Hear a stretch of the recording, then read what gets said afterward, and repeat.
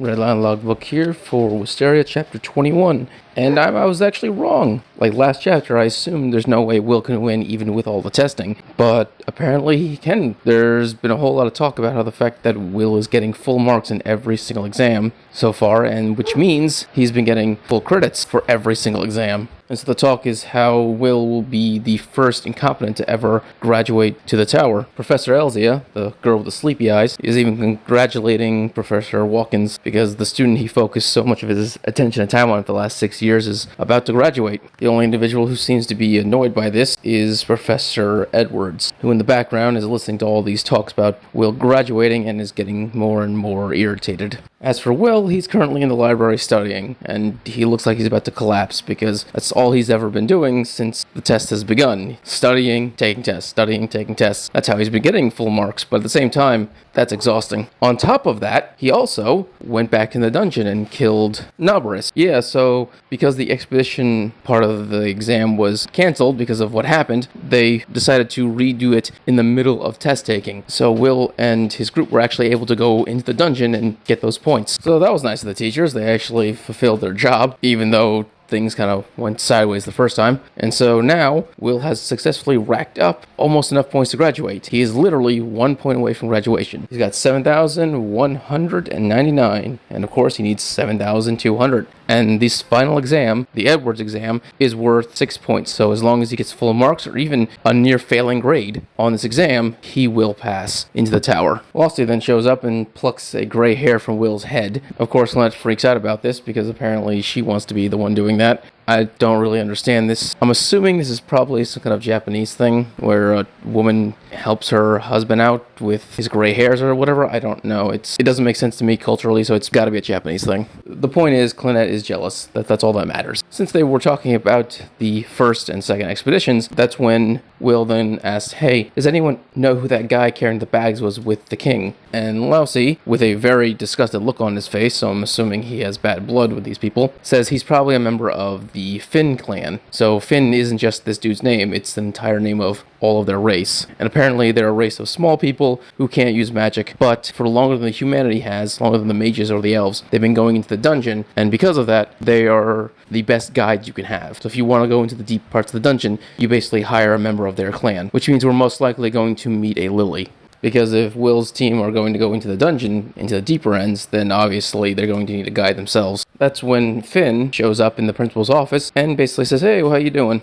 And he drops down an item. When the principal opens it up, it's the flesh sword that the two guys had. It's either that or this is a different flesh sword. Because what Finn says is that his expedition party with the king ends up interacting with some evil dudes with this sword known as a wand killer. So this sword is a wand killer. It kills mages. And so these men they interacted with fought with their expedition party. And 20 members of their expedition party were killed before they were able to kill the bad guys and break their sword. So here's the thing. It's unclear if they're talking about the two men that we know about, which it's probably not. It's probably a separate group of people. But basically, what Finn is telling the principal is that whatever's happening in the dungeon isn't the ones doing it. It's most likely an outside group messing with the dungeon itself, crafting, doing experiments, creating these mage killers, and are becoming more and more of a problem. But that's not the reason why Finn is here. Sure, he'd like to warn them about the situation, but the main reason why he's here is because of Will. And apparently they had an agreement where the school, the academy, would get the wands, and he would get the swords. And since there's currently a sword at the academy, and he was informed about it, that means they broke their agreement. The principal's response is very simple, which is he's a sword who wants to be a wand. And the whole reason why Finn wasn't told about him is because his goal is to become a Magiwanda. It's not to become a swordsman.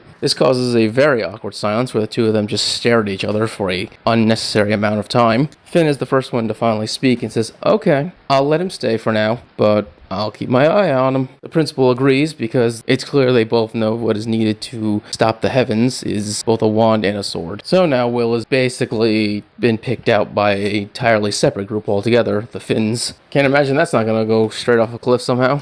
An entire day has passed. Will has been studying non-stop. He ends up passing out in the library when Lynette brings him some food. And at that moment, she realizes he's unconscious, so she decides to cover him with a blanket. And then she leans in to then kiss him. Of course, Lousy is there, interrupts her, and she gets all flustered and embarrassed about this. She, of course, tries to lie about the the fact that she was about to kiss him, but obviously Lousy doesn't believe her. And in the end, she reveals her true feelings, which is she sees Will's love for Elfie as a curse placed on him by the Ice Witch. And her greatest wish is for that curse to be broken. Because while Will is doing everything he can to get to the tower, Elfie never shows herself. She never even shows a sign that she has any interest of even coming down to Will. And that just breaks Lynette's heart. And Lousy actually agrees with her on that. Of course, Elfie is able to see and hear everything that's going down, and so she hears that entire conversation of her being criticized. She doesn't really respond to it, but it does seem to irritate her. And then she bumps into another Majawanda, the elf, Eleanor. And apparently Elfie and Eleanor do not like each other, like at all. Eleanor considers Elfie to be lazy, and Elfie is just annoyed by anyone who wants to bother her. Then we got the lightning Majawanda showing up. His name is Zio. He don't give a shit. He just seems both of them to be annoying and goes out of his way to insult both of them while he's just walking past. He didn't even stop to have a conversation with them like the two ladies did. He literally was a drive-by. He just walked past and insulted them. And the reason why all the Majawandas are showing up now is because the festival is about to begin, the festival to renew the barrier,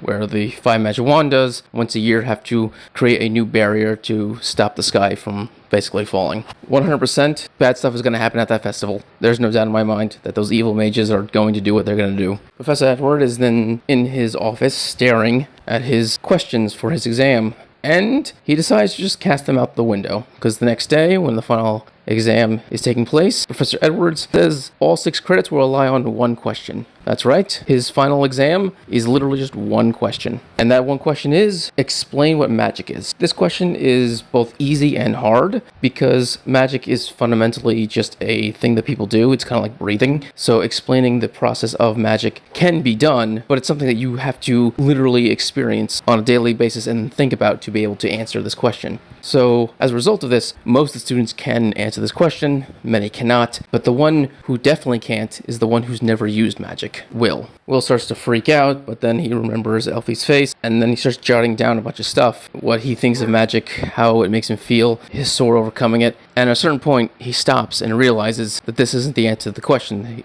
This is just his nonsense at this moment. This isn't what Edward wants. And Will basically at that point realizes he's going to fail. When the exam is over, Edwards is in his office doing the grading. Apparently, 40 of his students actually failed this question. Doesn't surprise me. But Watkins then smashes into his office and demands why he would create such a question. Why would he do that just to mess with Will, just to fail Will? Because that's literally what this question is. It was designed solely to fail Will. It was obvious to literally everyone, the teachers, the students, Will himself. This question was designed just for him, just so he couldn't get the credit he needed. And Professor Edwards reveals this isn't actually out of spite like it was at the beginning of the story, where he actively hated Will for being incompetent. He did this because he sees himself in Will. He refers to the tower as Wand Graveyard, where those who strive to be Majawandas, the vast majority will fail, just like him. Edward failed to become a Majawanda. He was right there at the goal line, and he still stumbled and didn't make it. And he believes Will will experience just that, and he doesn't want Will to go through that. He doesn't want Will to go through the hell of going through the tower just to fail at the end because he doesn't have magic, and he can't be a Majawanda. And so he decided the best thing for Will is to stop him now. And that's when we find Will on a rooftop, just crying, because, let's be honest, he failed by 1 credit, and he knows it was purposely done against him to fail at 1 credit. And so, that's the end of the chapter. Hope you enjoy this video. Subscribe, give a thumbs up so you enjoy more Wistoria and other May things. Thank you, and have a great day.